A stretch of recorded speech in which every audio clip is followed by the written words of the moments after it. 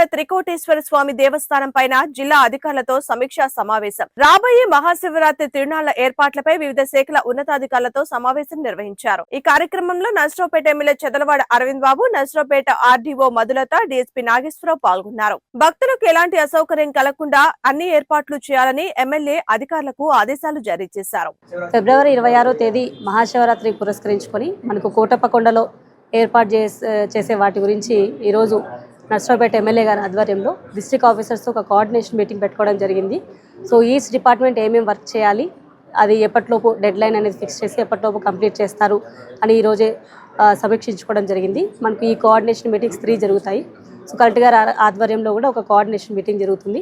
So అందరూ కూడా అన్ని డిపార్ట్మెంట్స్ ఒకరికొకరు కోఆపరేషన్తో కోఆర్డినేట్ చేసుకొని ఫిబ్రవరి 23 నుంచి 26వ తేదీ వరకు అన్ని రకాల ఏర్పాట్లు చేసి భక్తులకు ఎలాంటి అసౌకర్యం కలుక్కోకుండా జాగ్రత్తగా జరిగేలాగా ఈ మహాశివరాత్రి ఉత్సవాలు నిర్వహించేలాగా మీడియా సోదరులందరూ కూడా ధన్యవాదాలు తెలియజేస్తూ మరి వాళ్ళ సమీక్షా కార్యక్రమాన్ని కోటప్పకొండ మీద ఏర్పాటు చేయడం జరిగింది. దీనికి మరి త్రికోటేశ్వర స్వామి టెంపుల్ ఈఓ గారు, ఆర్డీఓ గారు, అదేవిధంగా డిఎస్పీ గారు, మరి వివిధ ప్రభుత్వ అధికారులు కూడా అందరూ కూడా హాజరవడం జరిగింది.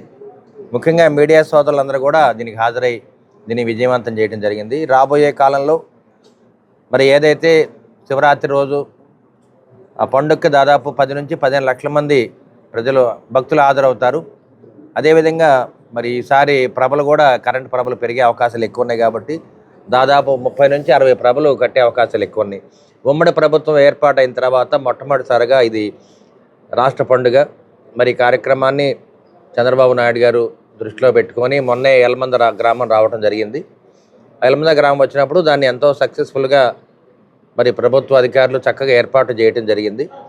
మరి అదే టైంలో దాదాపు అందరికీ నమస్కారం. మరి రాబో శివరాత్రి 26/2/2025 మీ అందరికీ తెలుసు. 2015కు ముందు అంటే కోటప్పకొండ అంటే ట్రాఫిక్ మెయిన్. మరి 2015కు ముందు దాదాపు 3 గంటలు 4 గంటలు మనకి జామ్ అయ్యి చాలా ఇబ్బంది పడేవాడు. 2015 తర్వాత ఆ ట్రాఫిక్ జామ్ను మనం చాలా వరకు జీరోకి తీసుకొచ్చాం, మీ అందరికీ తెలుసు. అదేవిధంగా మనం చాలా రోడ్లు కూడా కొత్త రోడ్లను కూడా నిర్మించుకోవడం జరిగింది. మరి ఈరోజు మన ఎమ్మెల్యే గారి ఆధ్వర్యంలో ఇంకా చాలా మెరుగుపరచాలని చెప్పేసి మనం కొన్ని డిమాండ్స్ వారికి చెప్పడం జరిగింది. మరి ఆర్డీఓ గారు కూడా చాలా బాగా స్పందిస్తూ ఉన్నారు.